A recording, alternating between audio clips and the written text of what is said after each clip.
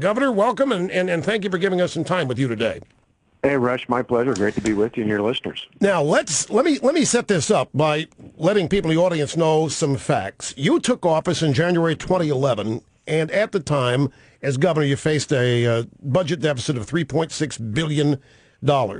You made some decisions. That deficit is now a projected $300 million surplus without raising taxes, without furloughs or layoffs for state employees.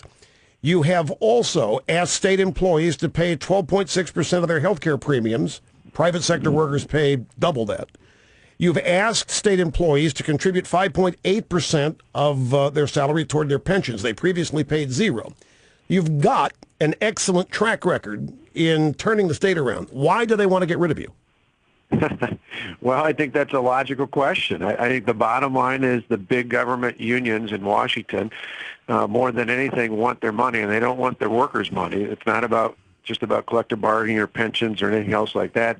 It's about the fact I also gave the nearly 300,000 public servants, the people who legitimately work hard every day for both our state and our local government, Wisconsin, I gave them the right to choose, which means they don't have to be a part of a union anymore, and their union dues can't be forcibly taken out of their paycheck. That's what this is really about. That's why they're going to break the bank to take us on this summer in these recall elections, and everything else is kind of air cover for that because our reforms are working. Signatures are due today, is that right? That's right. How does this recall process work? Yeah, it is bizarre. They need to get at least a quarter of a number equivalent to a quarter of all the votes cast for governor in 2010. And so that's just over 540,000. They'll probably turn in close to 700,000 today. But remember, that's equivalent, meaning in our state, you don't actually have to be a voter to sign it. All you have to be is eligible to vote, which means 18, not a felon, and lived in the state for at least 28 days. So you can imagine all the shenanigans in there. But from what they say, they're probably going to turn in 720,000 today. That's a lot of signatures, but they've been planning this since late last spring. They've got tons of money from the big government unions in Washington around the country. And, in comparison, they went out and solicited some 700,000 signatures, but that's through months and months of preparation, 6 months of effort, 2 months of effort after 6 months of preparation.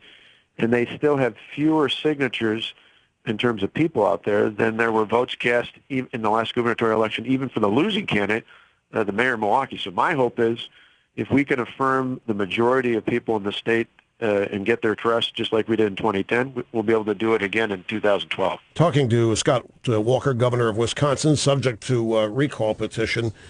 So the AP is reporting that, as you say, they will turn in enough signatures. I can't remember where, Governor. It might have been Wisconsin, just the past couple of weeks.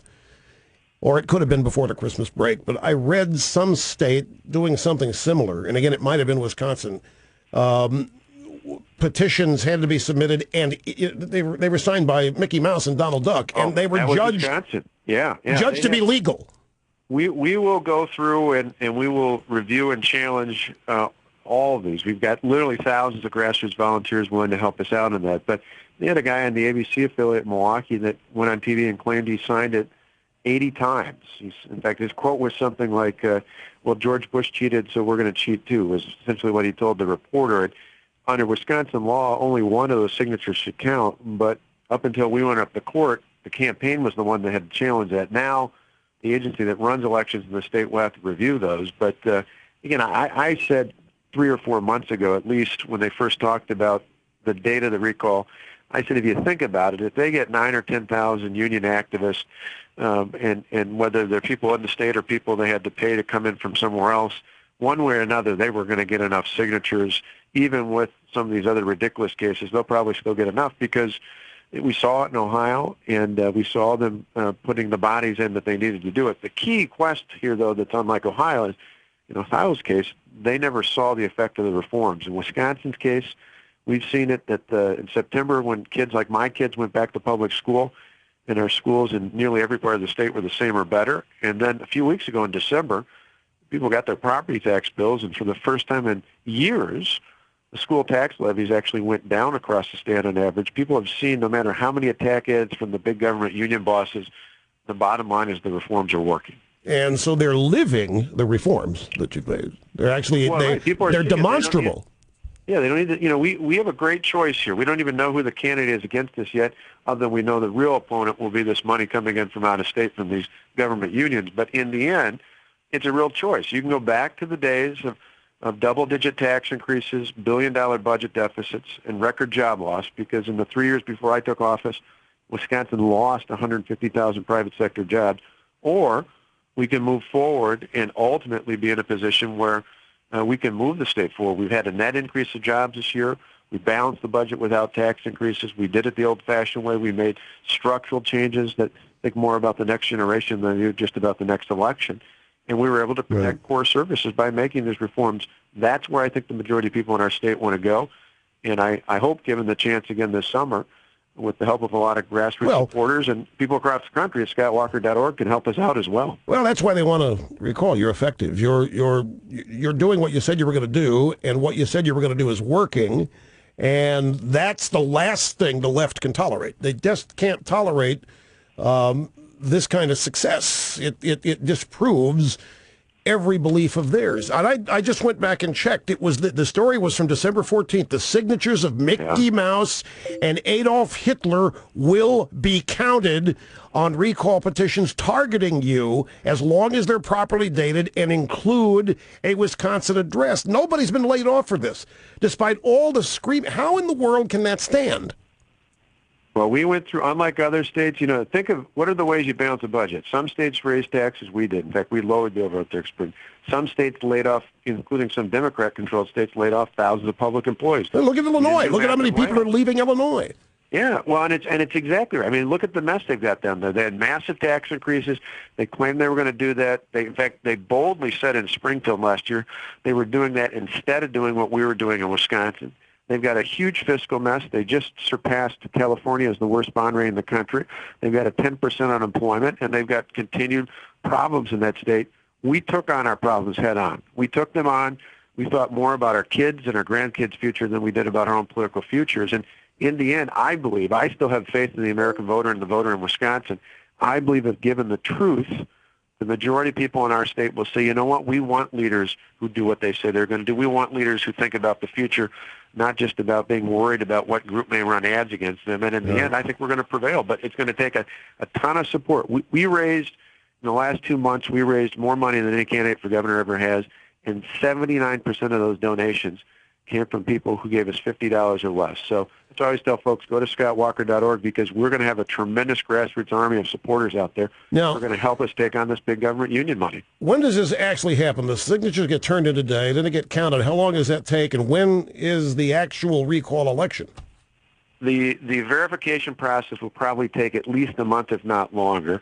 We believe, based upon that timeline, you're probably having a June, maybe even early July election. So this will drag on a while. We're ready to do it now. Unfortunately for my taxpayers in Wisconsin, this baseless recall effort is going to cost the taxpayers $9 million, on top of the fact that we're probably going to see $60 to $70 million worth of ads and attacks and everything else out there, which I think most people are just sick of.